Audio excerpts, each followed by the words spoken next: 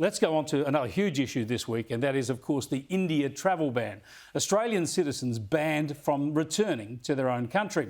The PM has announced today that it'll come off on May the 15th. But as you know, I opposed it even before it was announced, when it was merely being mooted. Many of you disagree with me. Sure, fine, such is life. But how many in politics and the media have changed their views on this issue according to the zeitgeist or to the political angle? Going on that dozens of other countries have done the same thing. It seems to be consistent with what everyone else is doing. Look, it makes sense, given what's going on. I mean, that was Phil Curry from the Australian Financial Review last week, but today he wrote with more scepticism. Just because something is popular doesn't mean it's right, he said. Ain't that the truth? Other backflips have been far more dramatic. Take this from former opposition leader Bill Shorten last week. But it is well past time to shut our borders to flights from India. India's our friend. We should send them what we can, but time to close the borders. They should have been closed days ago. Pretty strong stuff, but just a week later, could this be the same man? I think it is disgusting that Australian citizens can't come home to secure facilities. I think it is a failure of leadership.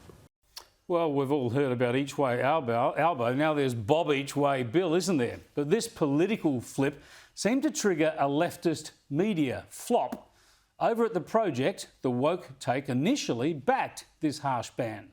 As long as this virus is spreading anywhere, it is a threat to people everywhere. Today, Australia moved to minimise that threat. We agreed to pause direct passenger flights between India and Australia until the 15th of May. If you take all the people who want to get out of India, then you become India.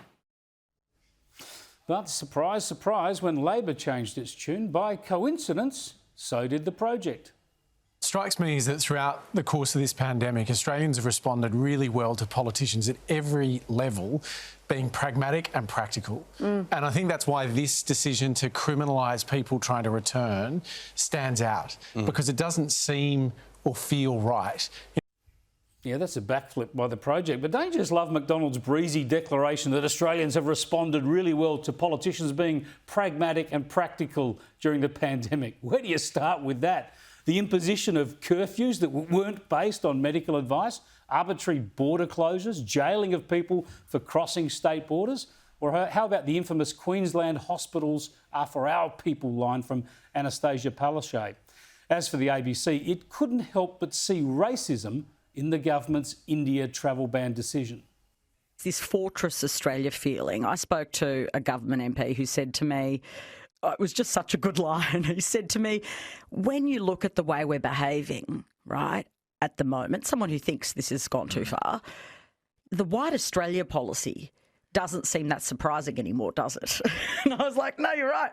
But is there an unconscious bias thing going on here? I think that is worth asking. But for some reason, I don't think Carvelis or anyone else at the ABC accused New Zealand Prime Minister Jacinda Ardern of racism after this announcement last month. Can you tell me, Wilson, whether there's any connection between this and the decision by Prime Minister Ardern to announce a temporary suspension of overseas arrivals from India? But we know, of course, the border is our best line of defence. But it's important to remember, Lisa, that these are New Zealanders being denied access into New Zealand for the first time. And Wilson, and as you made that point very well, this is very much in focus now because of the opening of borders between Australia and New Zealand. Now, of course, St Jacinda of the Shaky Isles, she gets a free pass from their ABC. Now, the Sydney Morning Herald Associate Editor Tony Wright was one of the many commentators outraged by the government's stance on the India travel ban. Yet Prime Minister Scott Morrison apparently failed to understand there would be an almighty backlash to a measure so draconian that no other nation has imposed its like, he wrote just yesterday.